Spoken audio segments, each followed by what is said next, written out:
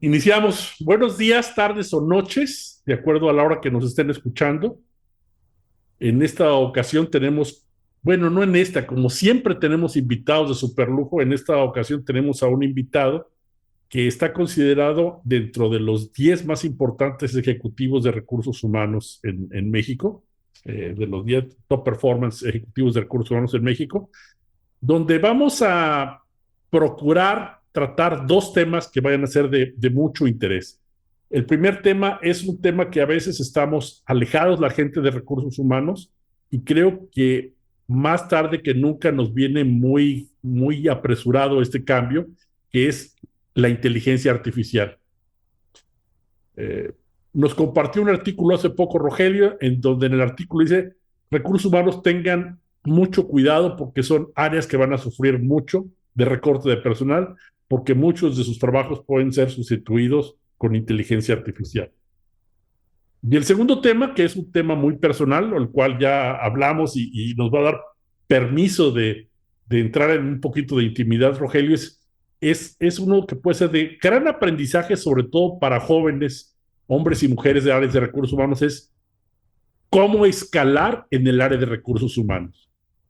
Si ustedes analizan o ven el currículum vitae de Rogelio, dicen, Dios mío, ha estado siempre en las mejores empresas y va de una para otra y para otra y para otra. Entonces un poquito es, oye, ¿qué significa? ¿Qué significa la antigüedad? ¿Por qué ya no están tanto tiempo? Por qué ya no se hacen huesos viejos en las empresas? Son temas bastante interesantes y creo que nos vamos a divertir mucho. Jesús, si eres tan amable, un comentario. Muy bien, un saludo a todos. Gracias, Rogelio. Un gusto saludarte nuevamente en esta entrevista, tu tiempo y por tu gran aportación al área de recursos humanos en particular y a los negocios en los que has estado. Yo creo que ciertamente las tareas de recursos humanos han evolucionado en casi como para un marcapaso sería como cada década más o menos hay un cambio relevante en las áreas. Todavía recuerdo cuando éramos únicamente encargados de las nóminas, ¿no? Del seguro social y teníamos poca gente a cargo, áreas nada relevantes para la empresa, a lo mejor te encargaban alguna inspección de trabajo con la comisión mixta, hacer uno que otro recorrido y con la evolución del mundo moderno y sobre todo el mundo del trabajo en las grandes empresas, pues el área fue enriqueciéndose y obligada a tener aspectos más enfocados en aquellas épocas de los 80 90 hacia la parte laboral. Después temas ya más de comunicación interna con el personal, cuando apenas empezaban aquellas definiciones y manifiestos de la empresa, cuando elaboraban la misión entre la junta directiva y la visión, ya que nos vamos a dedicar porque ahí ya empezaban a juntar ahí en esas reuniones al área para que también opinara cómo difundir esto a las personas y creando cierta lealtad y compromiso con ellos, ¿no? Entonces tú eres una persona experta que ha vivido mucho esta evolución y qué bueno que nos acompañas para platicar a dónde apuntamos, a dónde apunta esta área interesante que ha tenido pues descalabros, aciertos y de todo, desde socio de negocio a ser un gerente que camina en la planta. Y bueno, ha habido muchos calificativos en ese sentido. Entonces, muchas gracias por tu tiempo y por tu experiencia. Al contrario, oye, me da muchísimo gusto, Alfredo y Jesús, que me hayan invitado a pues este foro en donde como colegas y como amigos platicamos de muchos temas y ojalá les sirvan estas reflexiones y esta experiencia de vida, pues a los colegas que están iniciando y a los que, como Alfredo y como yo y como tú, Jesús, pues llevamos ya tiempo aquí. Quiero hacer notar, Alfredo, muchas gracias por los cumplidos en mi introducción, que tú fuiste uno de mis primeros maestros. Ahora voy a hablar acerca de eso, del cómo cuando yo pues venía a recursos humanos y no sabía nada, porque yo era psicólogo clínico que estaba trabajando en una compañía de tecnología, por cierto, me fui a la universidad a aprender de recursos humanos, ¿no? Y era dirección de personal, era el primer diplomado que ofrecía la Ibero y ahí fuiste tú, ahí tengo una foto contigo como profesor, me acuerdo muy bien que yo no sabía nada que eran relaciones laborales, no sabía que era un sindicato, no sabía nada. Así que Bueno, me da mucho gusto volver a estar aquí y obviamente hemos colaborado en proyectos académicos juntos. A Jesús lo conozco también de mucho tiempo. Me da mucho gusto que se hagan el espacio para pues documentar, ¿no? A través del audio este tipo de experiencias de algunos de nosotros y que sirvan de aprendizaje para las nuevas generaciones que vienen y los que están en este reto. Así que encantado de hablar de estos dos temas. La verdad son temas apasionantes y bueno, pues como hago ahora como consultor, reto a los profesionales de recursos humanos a que constantemente se reinventen y pues ahora después de la pandemia se aceleró el tema de la tecnología y la inteligencia artificial está de frente diciéndonos, te lo dije y vas demasiado tarde. Así que pues hablemos de esto, Alfredo. Jesús. Perfecto. Pues mira, déjame comenzar con el tema del reto de la inteligencia artificial en recursos humanos. Esto es si repasamos, ¿no? Yo repaso mis notas, la última presentación que yo hice hace 12, 13 años, recuerdo en un foro en donde hablé acerca de las tendencias de recursos humanos en el 2020, que por cierto recuperé por ahí en internet, de hecho, esa presentación la había perdido, ya había hablado acerca del uso de la tecnología en los temas, por ejemplo, de atracción, de reclutamiento y que la tecnología iba a revolucionar el tema de los recursos humanos, ¿no? Y era una proyección que yo hacía hacia el 2020, mira cómo nos llegó tan pronto, ¿no? Obviamente, algunos de nosotros tenemos esa tendencia a futurear. Yo siempre digo que soy un poco alguien que se dedica a buscar estas tendencias, ¿no? A buscar hacia dónde va la función y un poco a soñar y decir, oye, ¿es esto posible? ¿No va a ser posible? Y fíjate que rápidamente, como sucede en estas curvas, la tecnología nos alcanzó, ¿no? Y ahora lo que tenemos es cómo lidiamos con la tecnología en los trabajos del día a día. Y sí recuerdo, Jesús, cuando pues sí, nos pagaban por ser administradores de personal.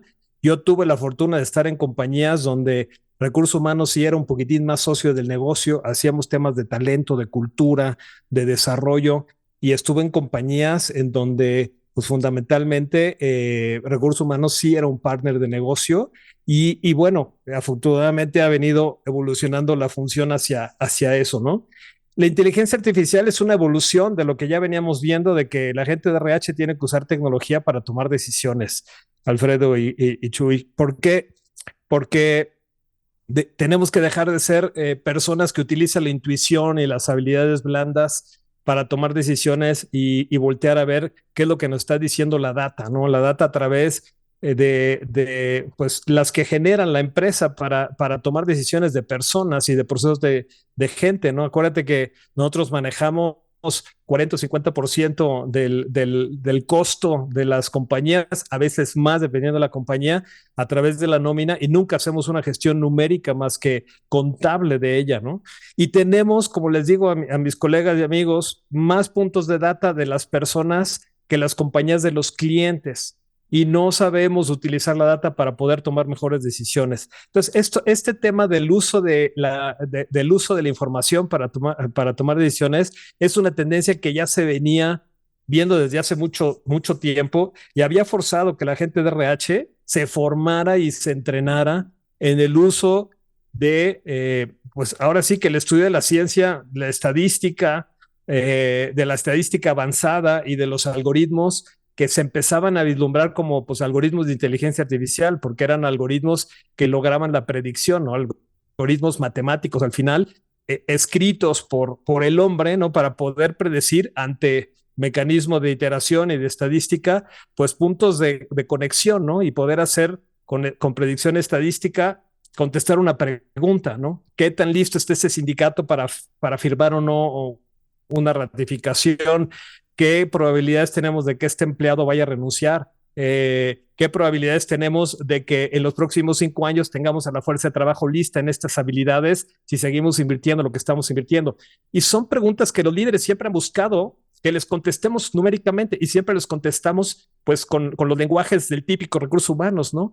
Creo que está bien, ¿cómo estamos? Uf, muy bien, pues uf no es un número, ¿no? Es una sensación y están buscando que la gente de RH, pues obviamente, eleve ese nivel de conversación a nivel de lo que lo hace un financiero o lo que lo hace alguien de marketing cuando habla de estrategias, de segmentación, de productos y de inversión y de retorno de inversión, ¿no?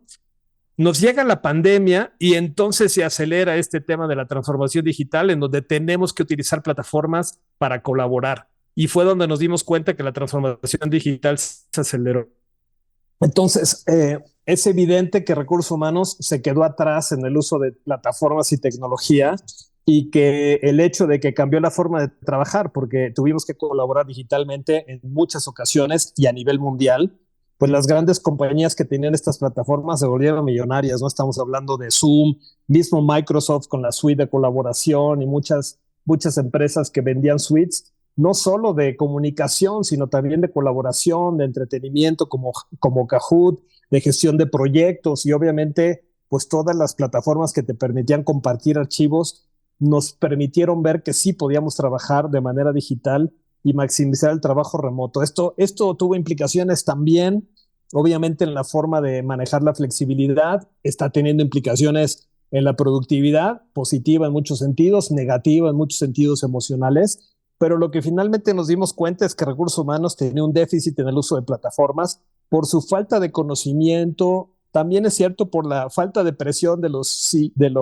CIOs, de los directores de sistemas, de empujar la transformación de la forma de hacer el trabajo, y de repente aparece una compañía de la nada, OpenAI, que la compra Microsoft, que no sabía cómo monetizar, y Microsoft le dice, oye, ven para acá, empecemos a usar la inteligencia artificial generativa, y se ha dado la explosión ahorita de cantidad de aplicaciones en el trabajo para utilizar la inteligencia artificial, ¿no? Y de nuevo, yo creo que que recursos humanos está muy atrás, ¿no? Fíjate que esto es muy importante.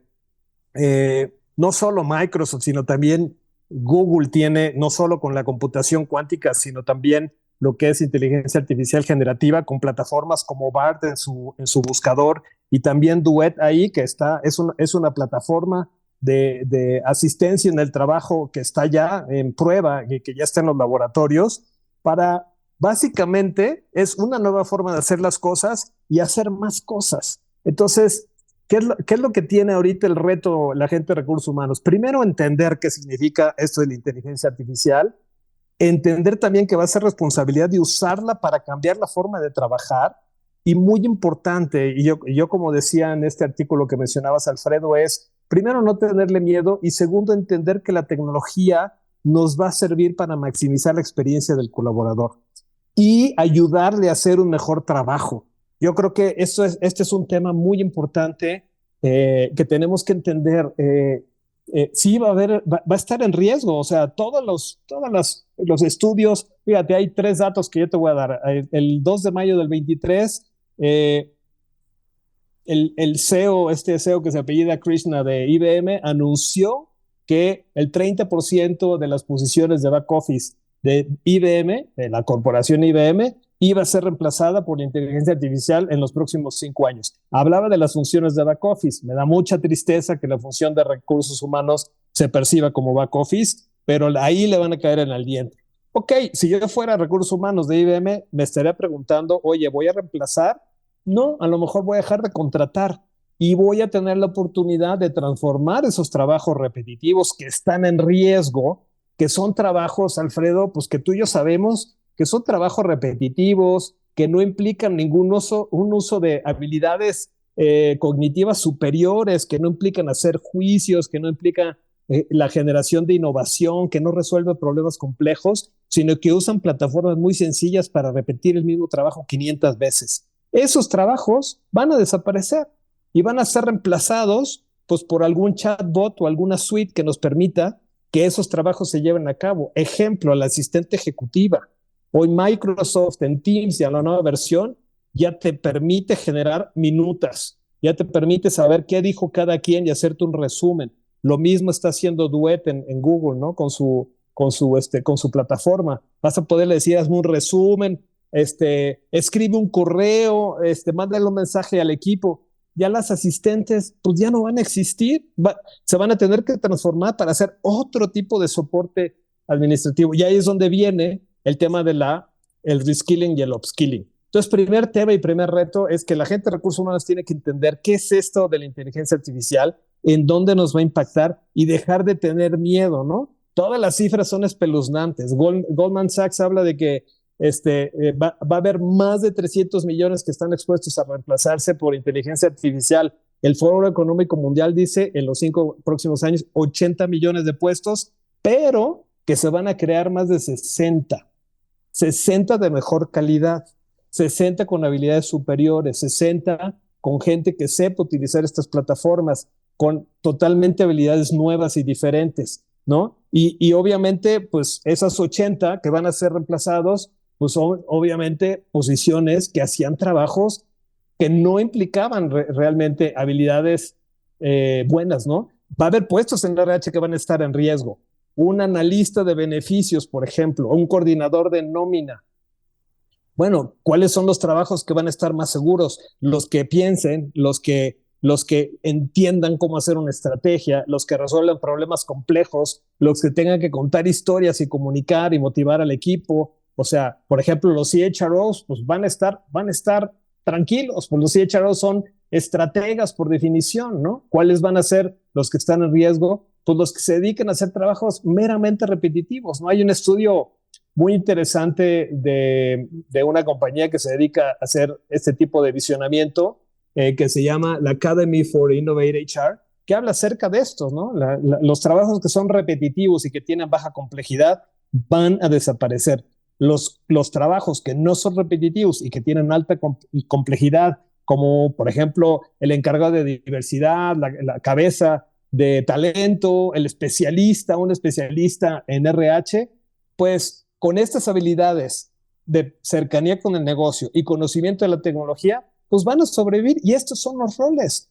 El modelo operativo de RH también va a cambiar porque vamos a tener en el modelo de quién hace el trabajo, cómo lo hace, dónde lo hace y cuándo lo hace, vamos a tener mucha tecnología, vamos a tener chatbots y el equipo de RH va a estar bien forrado, soportado por posiciones pues mucho más senior, posiciones en donde utilicemos las habilidades blandas, que son las habilidades duras del futuro, ¿no? Entonces, fíjate que ante este panorama, lo que yo alcanzo a comentar en estos foros cuando hablamos de la transformación digital de recursos humanos, primero, no tenemos que tener miedo. Segundo, tenemos que poner manos a la obra, al aprendizaje de estas tecnologías, entender cómo hacer transformación digital de la organización, cómo vamos a tener que gestionar el cambio en los colaboradores para que adopten todas esas herramientas de la inteligencia artificial y también de analíticos y todas las plataformas tecnológicas que hoy Recursos Humanos está usando.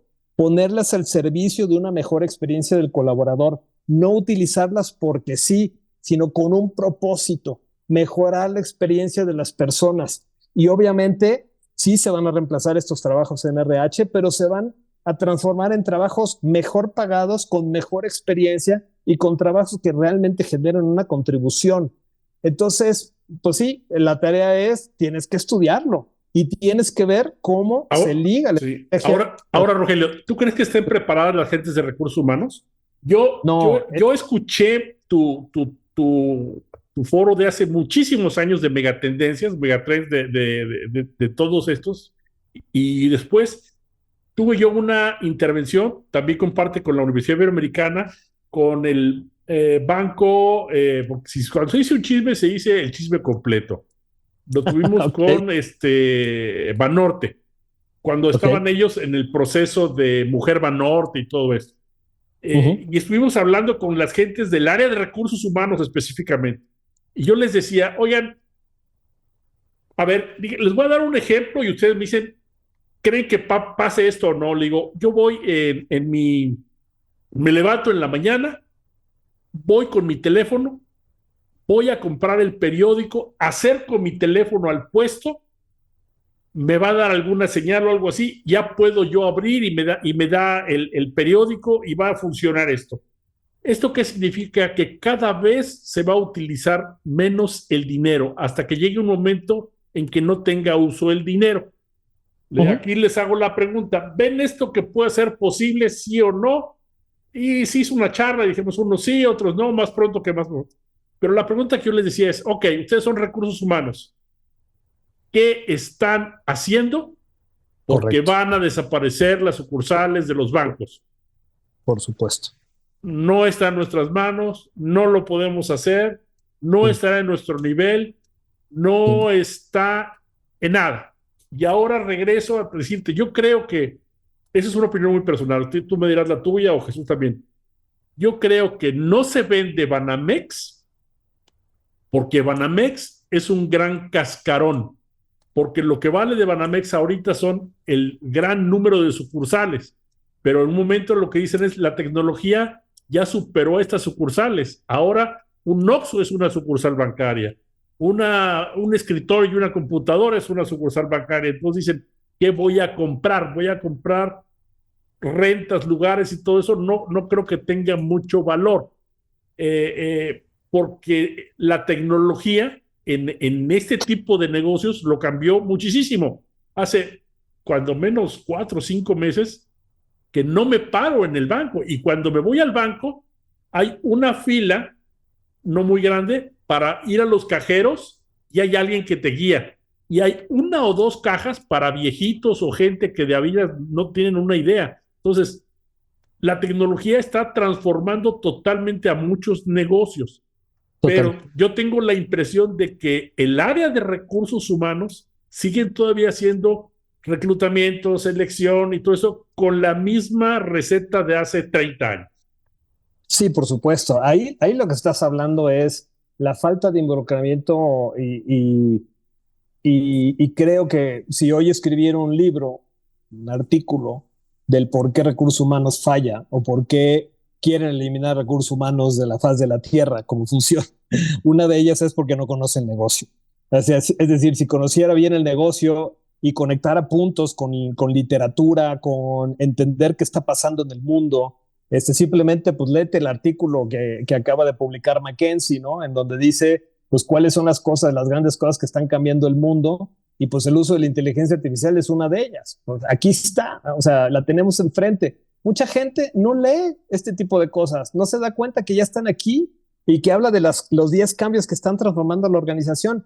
La mayoría de ellos tiene que ver con gente, tiene que ver con el ambiente híbrido, las nuevas reglas de atracción y retención, cómo cerramos el gap de aprendizaje, el tema de diversidad e inclusión, la inversión que están haciendo las compañías en la salud mental, ¿no? Pero el tema de la tecnología es fundamental. Y como tú dices, ¿no? Es la transformación y la disrupción que estamos viviendo en estos tiempos, en donde los modelos de negocio están siendo disrumpidos, llamémosle así.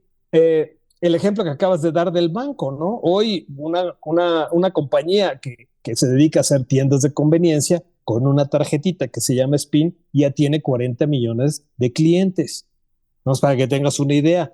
No te promete una tarjeta de crédito en 3 días y el enrollment digital, mira, te las enseño, las acabo de sacar nada más para ver si es cierto y si efectivamente aquí están. Y dices, wow, o sea, y con mi nombre y bonitas y una de débito y una de crédito, no puse un pie en ninguna sucursal, ¿no? Y por ejemplo, pues en el tema del retail, tú ya ves, por ejemplo, Amazon que compró esta compañía que vende productos de specialty, y por ejemplo, las tiendas de Amazon Go, en donde ya están controladas por sensores y cámaras. Ya no tiene gente que las atienda, ¿no? En Walmart, por ejemplo, muchos retailers ya están cambiando estos trabajos que eran repetitivos y déjame decirte, nocivos para la salud mental de un cajero que en realidad ni es vendedor porque no te vende nada, lo único que hace es escanear códigos. El uso de tecnología para hacer esto. Ahora, ¿cuál es el proceso de cambio? Que la gente diga, uy, me toca a mí escanear, ¿no? ¿Y por qué no lo hacía el señor de antes? Bueno, cuando yo vea que Walmart a lo mejor me reduce el precio porque tenía que pagar esos sueldos y de repente pues me da otro tipo de beneficios, y que yo realmente puedo hacer ese escaneo sin ningún tema, pues ese proceso de gestión de cambio es el que está llevando a cabo, que el banco obviamente ya lo tenía desde antes, ¿no? La única banca digital ahorita que está transformándose en realidad en el mundo es la de BBVA. Citi, no, nadie lo va a comprar por las sucursales, te lo puedo asegurar. A lo mejor es un negocio más de bienes raíces que de negocio financiero, pero bueno, vamos a ver cómo le da, ¿no? Tú hablaste de dos industrias que están siendo derrumpidas, pero todas básicamente han sido derrumpidas y RH está en el backseat totalmente. Aquí la pregunta es, fíjate, ¿cómo la inteligencia artificial va a cambiar el mundo de trabajo y lo va a transformar? Si la gente de RH, volviendo a tu pregunta, no se entera, no participa de manera activa, no solo de manera reactiva, sino propositiva para decir cómo mejoramos la calidad de vida de los colaboradores, cómo mejoramos su salud mental, cómo mejoramos sus habilidades para que sean, obviamente, empleados durante mucho tiempo en la organización, cómo privilegiamos los trabajos bien pagados sobre los trabajos en donde la gente se le deterioran o no se requieren realmente buenas habilidades, ¿no? Y aún en industrias muy pequeñas, ¿no? Por ejemplo, hace poquito estaba con un cliente de la industria de la movilidad y el tema de la boletería, en el tema de la operación, ya estábamos hablando pues de los vehículos controlados por computadora, que hoy, por ejemplo, los aviones pueden volar y aterrizar, despegar, aterrizar y volar solos, ¿no? Simplemente traen a los pilotos por si acaso algún sensor falla, ¿no? Y que no se vaya a caer el avión. Pero ya lo estamos presenciando. Vamos a vivirlo, Alfredo, tú y yo, en donde la inteligencia artificial pues tenga este tipo de, digamos, de alcance en el mundo de trabajo y cómo va a ser el impacto. Ese va a ser un gran reto, ¿no? ¿Cuál va a ser este impacto que tenemos? Va a haber temas éticos, va a haber un tema de reskilling y upskilling, va a haber un tema de la disrupción que están viviendo las industrias y las compañías, fíjate bien, que se adapten y que sean capaces de adaptarse a estos cambios usando esta tecnología primero que los demás, van a ser las que sobrevivan, porque por efecto de costo de mano de obra y lo que esté implicando en los temas simplemente de salud, etcétera, etcétera, pues van a sobrevivir, como siempre ha sucedido, ¿no? Esas compañías resilientes que aprovechen estos cambios tecnológicos y lo hagan rápido. Y no es que cambien, es que cambien más rápido que los demás, ¿no? Como decía, esto lo decía Jack Welch, ¿no? Cuando la velocidad del cambio de afuera es más rápido que la velocidad de cambio de dentro, es demasiado tarde. Porque muchas compañías dicen, no, yo estoy cambiando, estoy utilizando tecnología, pero sabes que hay disruptores allá afuera que ya la están utilizando en el core del negocio. Tal fue el caso de la banca, ¿no? En donde disruptores digitales y hoy unicornios, pues están apoderando de la banca porque las nuevas generaciones no les interesa ir a una sucursal. Y nadie ya va a quererse contratar para ser cajero y hacer el mismo trabajo durante 8 horas sentado o parado, mucho menos, ¿no? Así que ese es un gran tema. Sabes que es apasionante porque ves posibilidades. Yo cada vez que veo estas aplicaciones me entusiasmo y no me da miedo por una simple razón. Hoy la inteligencia artificial depende todavía del humano y va a complementar y en realidad lo va a hacer esta experiencia de trabajo mucho más rica. Imagínate qué bien que puedas utilizar herramientas y plataformas para ser parte de trabajo que no te gusta, de trabajo que no requiere grandes habilidades más que teclear, en donde pues le puedas pedir que te haga un correo, un resumen, etcétera, etcétera, o simplemente un brief de información y que tengas que usar tus habilidades mentales superiores, como el juicio, la solución de problemas creativos, la innovación, el soñar simplemente, el comunicar un propósito, el conectar. Eso no lo va a poder hacer todavía la inteligencia artificial. Y entonces lo que tenemos que pensar es cómo vamos a mejorar la calidad de los trabajos usando estas plataformas y herramientas para que eventualmente en la guerra de talento las compañías que usen estas plataformas pues sean los empleadores de elección.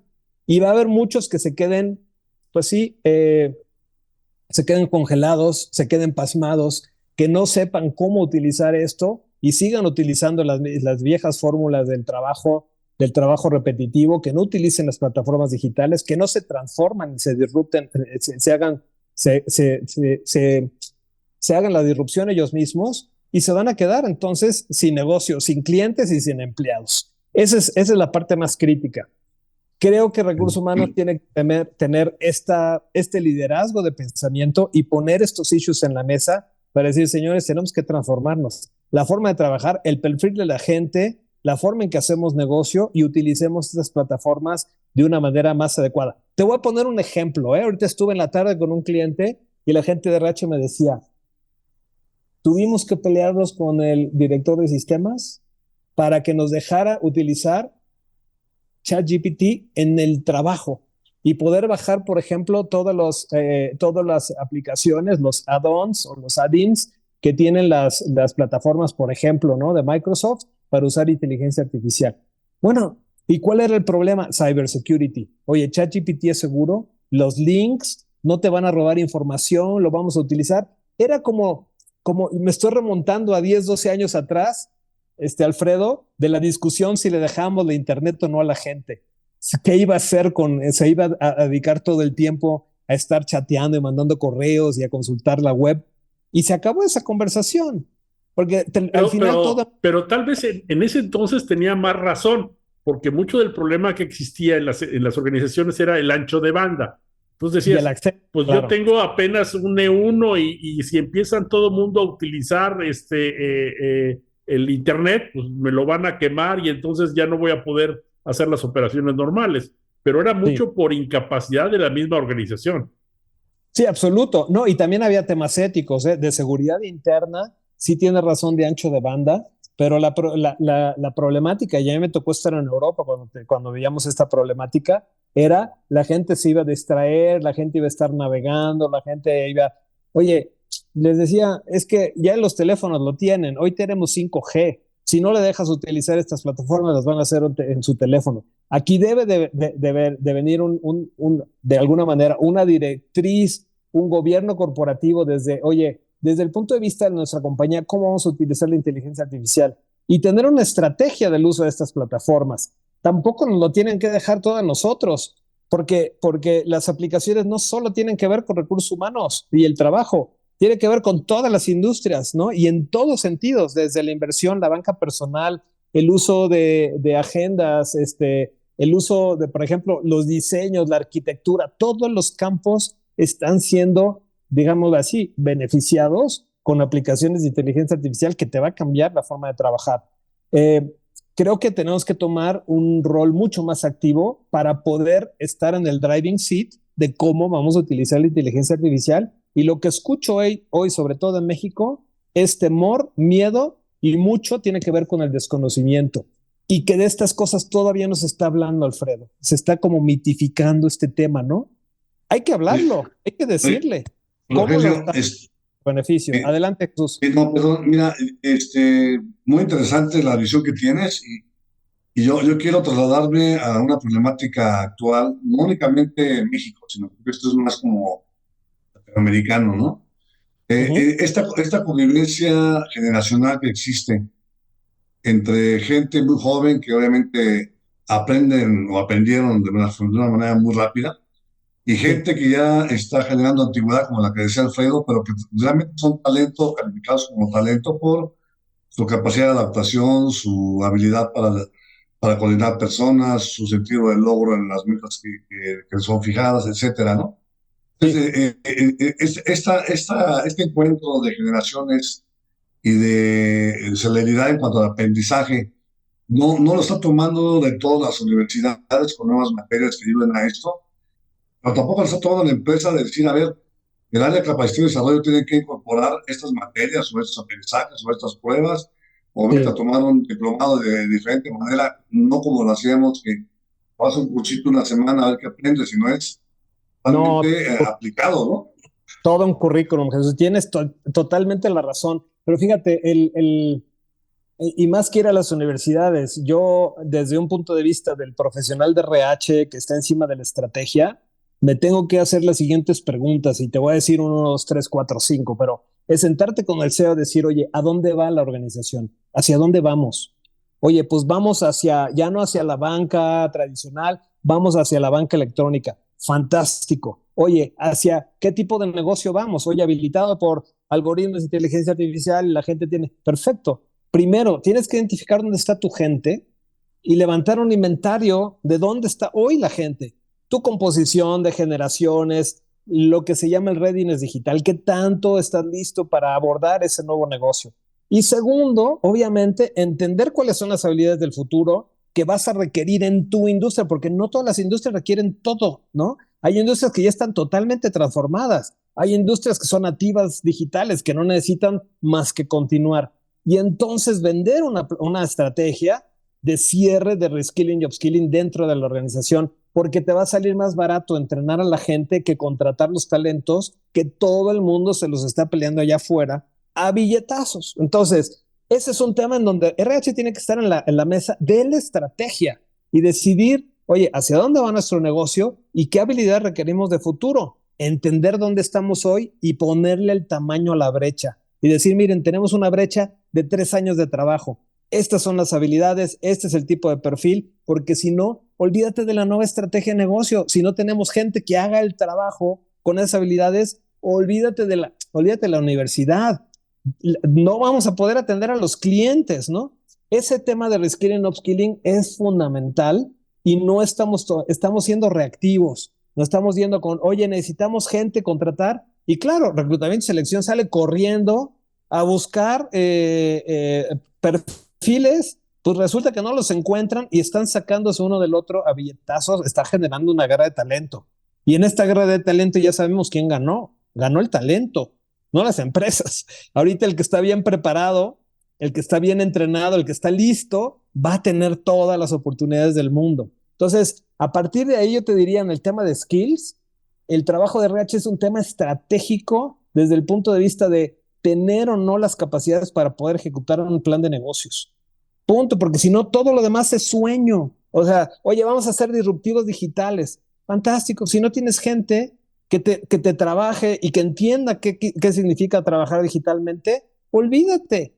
Y la gente, tenemos que tener esto, ¿no? Muy poca gente tiene un inventario de habilidades completa. Muy poca gente tiene claro qué habilidades necesita para ejecutar un plan de negocio en los próximos 5 o 10 años. Ya no estoy hablando de 10, Jesús, porque ahora los planes estratégicos son de 2 o 3, porque el mundo se transforma muy rápido.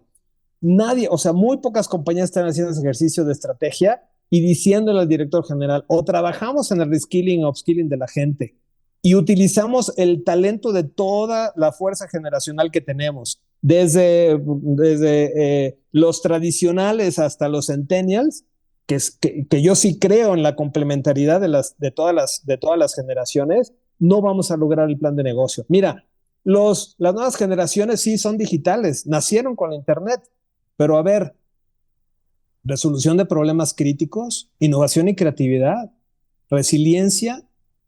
Necesitas haber pasado un gran tiempo en el negocio para tener este ejercicio de ciertas habilidades que son blandas. Hoy los líderes requieren empatía, vulnerabilidad, necesitan justamente esto, ¿no? Entender por dónde viene la estrategia y cómo resolver problemas complejos. Desgraciadamente a estos nuevos jóvenes, estas habilidades que te acabo de describir no están y vamos a tenerlas que desarrollar en ellos. Afortunadamente tenemos gente de otras generaciones con las cuales pues vamos a poder utilizar de coaches y vamos a poder trabajar multigeneracionalmente para resolver esos gaps que tienen todas las generaciones, ¿no?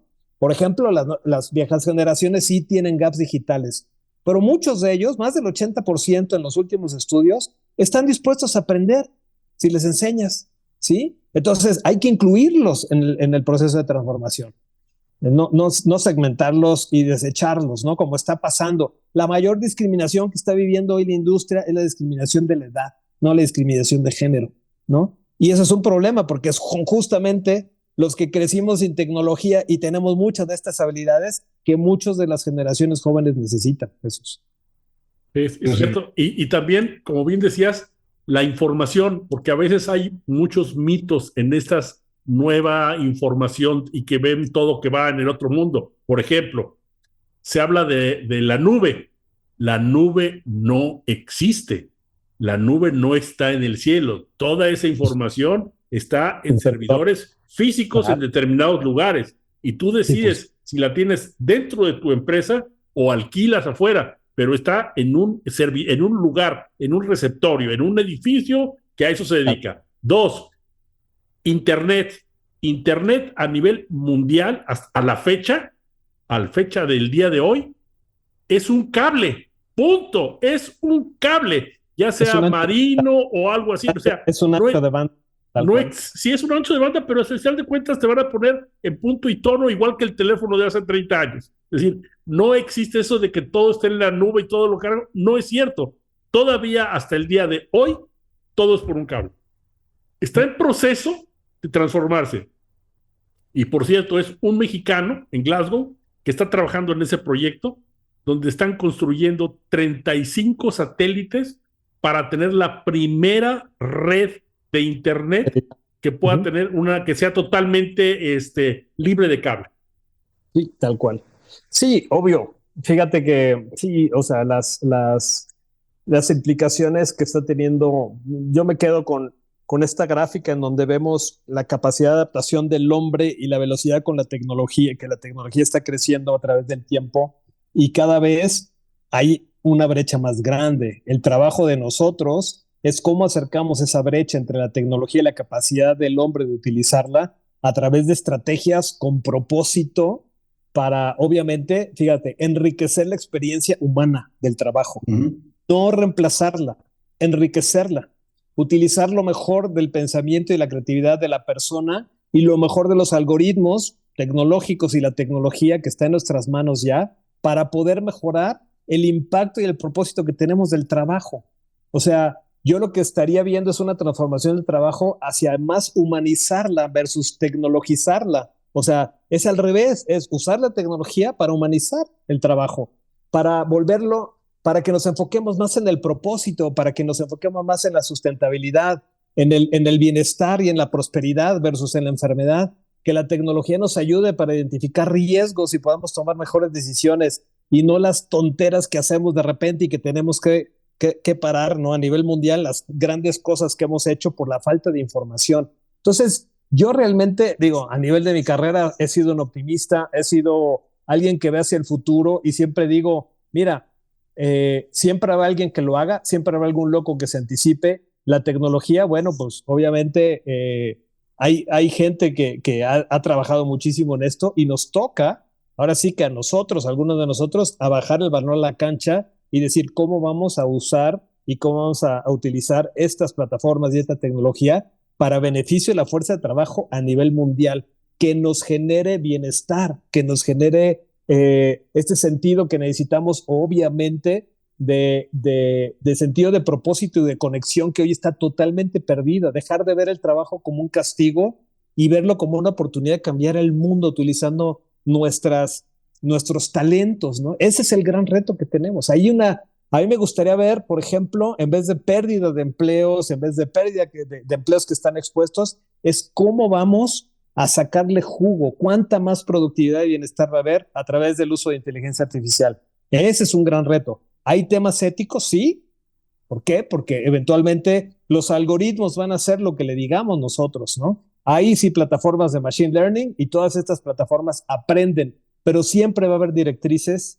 Vamos a tener que poner ciertos boundaries ahí, ¿no? Y estamos viviéndolas. Oye, por ejemplo, el uso de plataformas para el reclutamiento y selección. ¿Están libres de sesgos? No. ¿Por qué? Porque alguien las programó. O sea, están programadas por alguien que tiene un sesgo, con un número, con una estadística, con una forma. Entonces, oye, hay muchos temas, ¿no? Está bien utilizada la tecnología, estamos utilizando inteligencia artificial, pero los algoritmos no son perfectos. Existen y va a haber temas éticos, ¿no? Que son libres de sesgos. No, ¿por qué? Porque alguien los programó. Vamos a tener que revisar si están realmente libres de sesgos, ¿no? Los temas éticos de que estas plataformas tomen decisiones. Yo soy de la idea de que las plataformas nos van a ayudar a tomar mejores decisiones y disminuir los riesgos. El que piense que la inteligencia artificial va a tomar decisiones por el humano se está equivocando totalmente, porque va a perder la parte fina de las habilidades humanas en la toma de decisiones y ahí es donde nos vamos a equivocar, ¿no?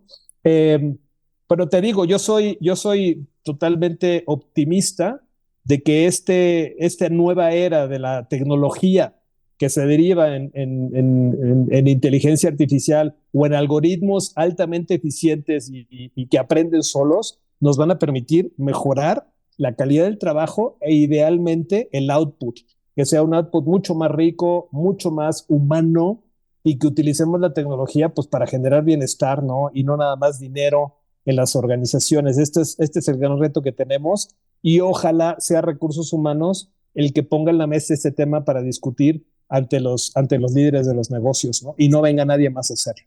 Ahora bien, háblanos de cómo le va a hacer la gente de recursos humanos. Hablamos del ejecutivo de recursos humanos o de otras áreas.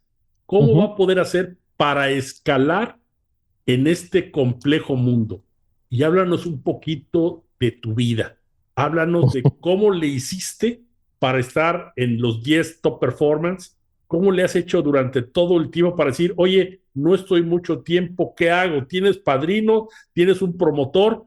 Cuéntanos un poquito, o compártenos un poquito tu experiencia personal. Gracias, Alfredo. Bueno, a ver, mira, más que dar una receta, yo voy a compartir definitivamente mi experiencia, ¿no? Y lo que he vivido y un poco también lo que creo, porque a través de estos años y de haber leído mucho y de hoy, pues trabajar con ejecutivos desde el punto de vista del coaching y en su proceso de transformación cultural, sus procesos de equipo y también sus procesos individuales. Antes que nada, a ver, también tenemos que contar que de repente uno nace con ciertos superpoderes y también con kriptonitas, déjame ponerlo así, ¿no?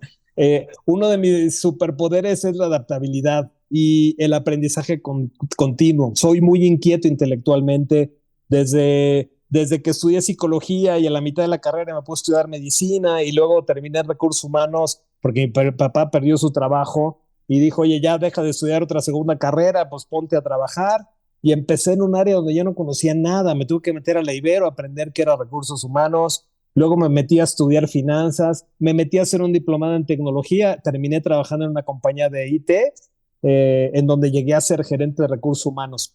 Entonces, a partir de ahí me di cuenta de lo que quería y de lo que no quería. Yo en algún momento mi interés era ser director global de recursos humanos de una compañía.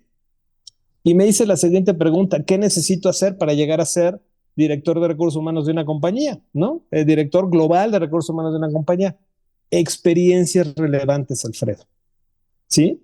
Entonces, bueno, pues ¿cómo buscas experiencias relevantes? Después de pues, haber hecho una carrera, como te digo, de llegar a ser gerente de recursos humanos, pero que cuando después de 5 años llegué con el director general, le digo, ¿qué sigue?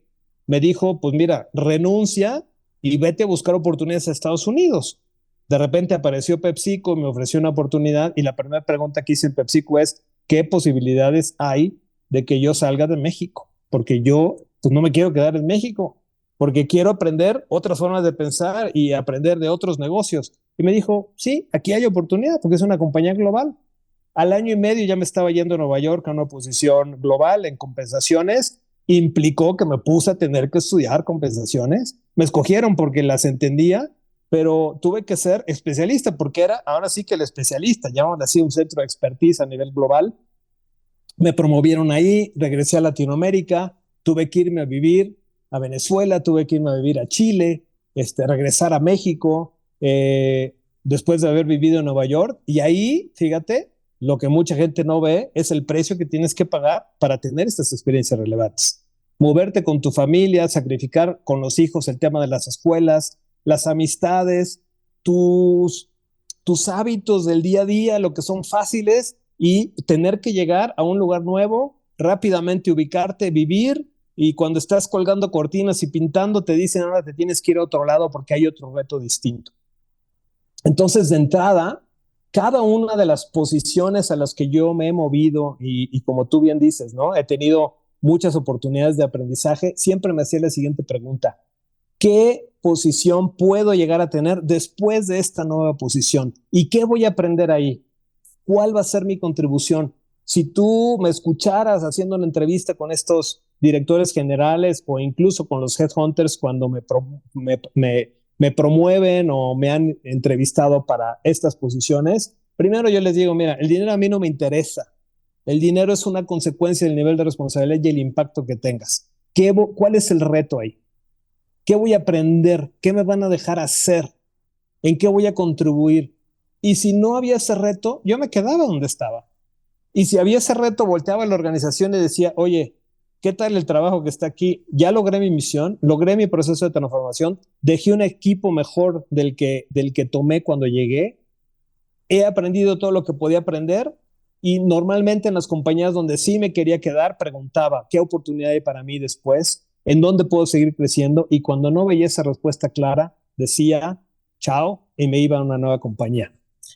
Pues después de PepsiCo, de estar en toda Latinoamérica, en Estados Unidos, me fui a L'Oréal, a Francia, a manejar Latinoamérica. Un gran cambio, yo digo un triple salto mortal, porque según yo conocía RH, no RH se hacía distinto en una compañía europea. una industria totalmente distinta del fast moving consumer goods, del que estaba yo acostumbrado, y de repente también un lenguaje distinto de hacer el negocio.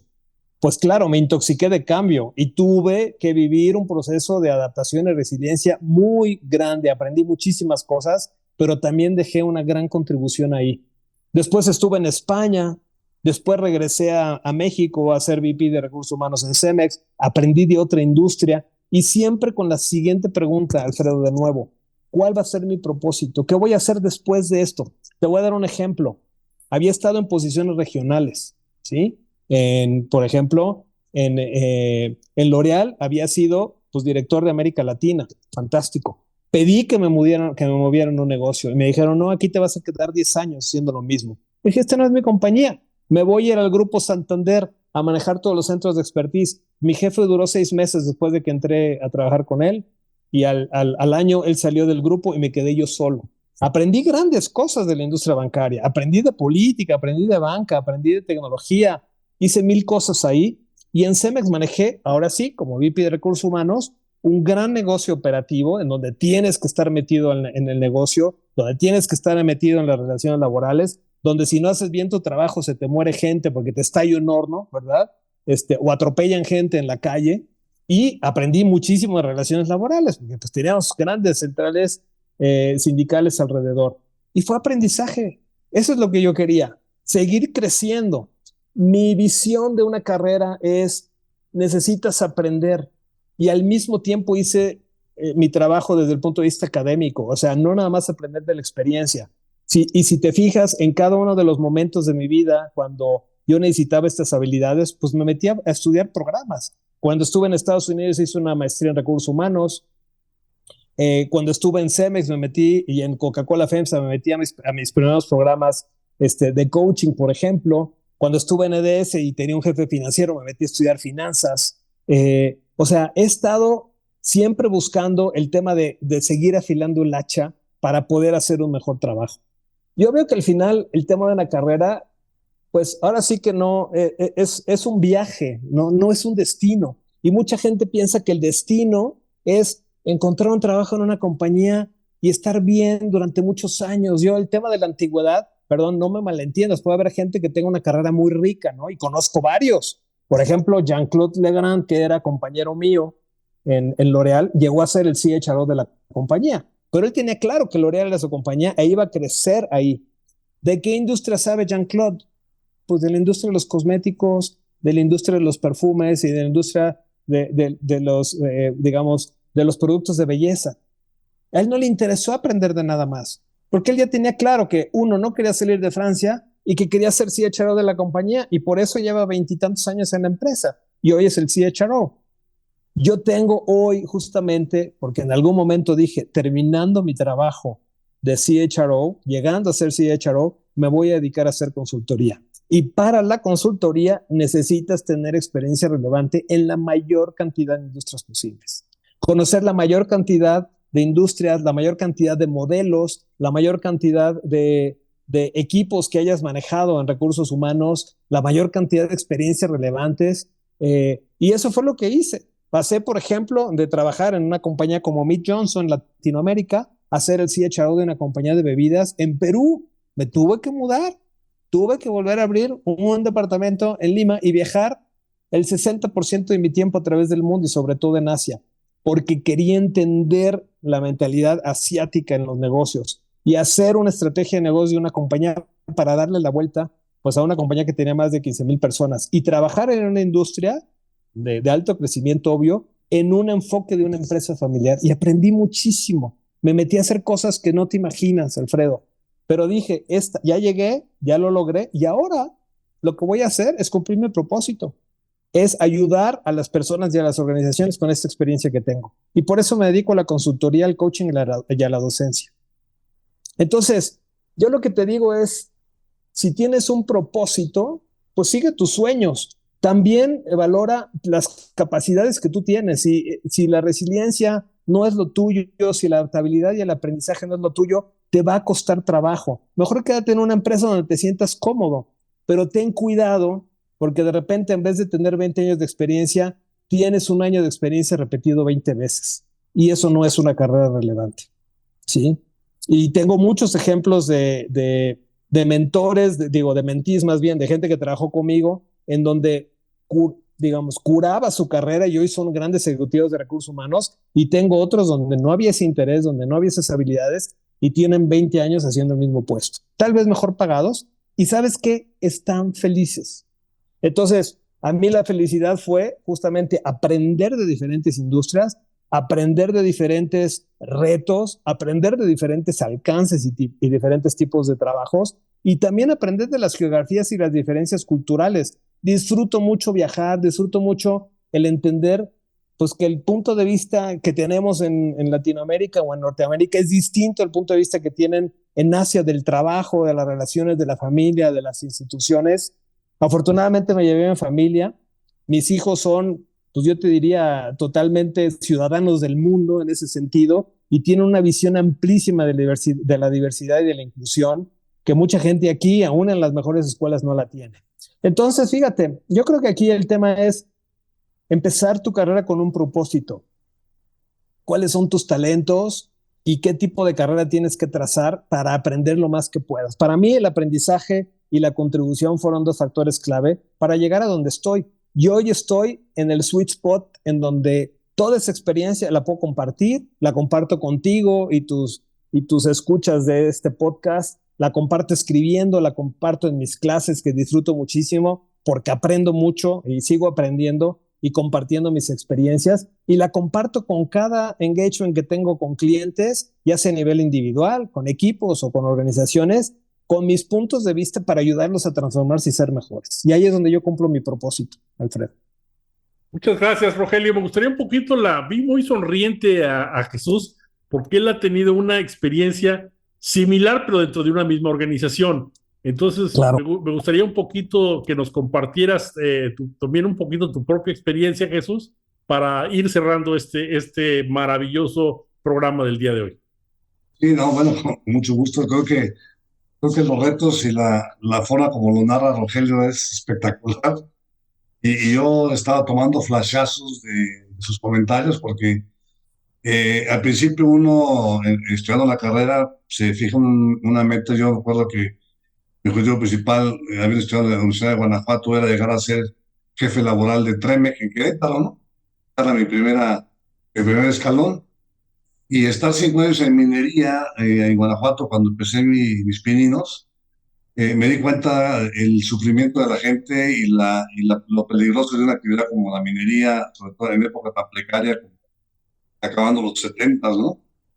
Y después entrar a una compañía vertiginosa con constante crecimiento, donde la política de esa empresa es invertir las utilidades, y conocer lo que quería don Lorenzo en paz descanse, que me lo dijo en persona en su casa, y conocer lo que me dijo don Roberto de la parte laboral también, cuando me dejó la estafeta de su actividad principal. Yo tenía muy claro que había futuro, ¿no? Entonces, a mí más o menos cada 2 años y medio tuve posiciones diferentes, y cuando yo veía que compañeros míos, colaterales, colegas, subían al área financiera o a manejar una planta como gerente general, y yo no podía, estaba atado de manos con toda la problemática laboral, porque era mucho la vocación y lo que sigo teniendo como algo muy principal en mi gusto, en mi ser, ¿no? En mi esencia, en mi ADN. Entonces dije, bueno, yo creo que si me pongo la pila y hice un autoplan para mí de 100 días, en las que elegí a los mejores gerentes, a los mejores financieros de la empresa, al mejor mercadólogo, al mejor operador de pan y todo esto, vendedor, y me fui a hacer un plan de 100 días sin permiso. Sin permiso, me tomaba yo 2 días a cuenta de vacaciones cada mes y junté 100 días de preparación. Y cuando me dieron a la gerencia general de Argentina como fundador de aquel mercado, ¿no? Entonces, ciertamente, como dice bien, en el camino se disfruta uno muchas cosas, pero también se sufre porque la familia no se adapta, porque uno de mis hijos, el más pequeño, tuvo un padecimiento de asma con tanto polen ahí en las pampas argentinas. Y sí, sí la batalla mucho la familia. Entonces eso cuando llegas a un momento dado y lo pones en la báscula y dices, bueno, lo que valió la pena ver a los hijos crecidos en otro ambiente, en otra mentalidad. y ver a la compañía que, de aunque sea de reojo, pues siguen creciendo muchísimo. Pues ya da mucho gusto. Y creo que la lección que nos da Rogelio de aprendizaje, de estar informados, esta parte que mencionas de que también es un reto el tener la ambición de que te escuchen el CEO de la empresa, de que tienes buenas ideas, de que tienes una experiencia que aportar para cerrar esa brecha que nos tiene la evolución tecnológica con la evolución de nuestro propio desempeño. Entonces, felicidades, qué grata charla con Rogelio, una gran lección para los colegas de recursos humanos de no quedarse satisfechos con lo que les da la carrera o la propia universidad, sino más bien es la vida misma la que te va tomando esta aptitud y capacidad de adaptación y de influencia en los demás, ¿no? Sobre todo con esta parte de humanizar el trabajo. Muchísimas Tal cual. gracias, Alfredo, y muchas gracias, sobre todo a Rogelio. Qué amables. Muchas gracias, Rogelio. Espero que pronto nos veamos nuevamente. Tenemos muchos temas que poder desarrollar contigo y realmente es un placer el poder conversar contigo. Alfredo, Jesús, me dio muchísimo gusto. Gracias por la invitación y espero que hayan encontrado en esta charla algunas ideas que bajen ese balón a tierra bien, que haya reflexiones y bueno, y que tomemos este rol protagónico que nos da el tener la función de recursos humanos en donde la cual nos permite, fíjate, tocar mentes y corazones, ayudar a que la gente tenga un propósito y prospere porque tenemos todas las palancas en la organización para lograrlo. Así que es una gran responsabilidad y creo que ello es un mejor momento que nunca para estar en recursos humanos. Así que encantado de contribuir en esta conversación y también abierto a que sigamos platicando de los temas que tú quieras poner en la mesa con muchísimo gusto. Muchas gracias, Alfredo, Jesús. Pues muchas gracias a todos y como siempre les decimos, muy buenas tardes, días o noche, de acuerdo a la hora que nos escuchen. Les agradecemos a todos el que sigan con nosotros en estos interesantes podcasts. Muy buenas. Hasta luego, muchas gracias. Hasta luego. Ay, gracias.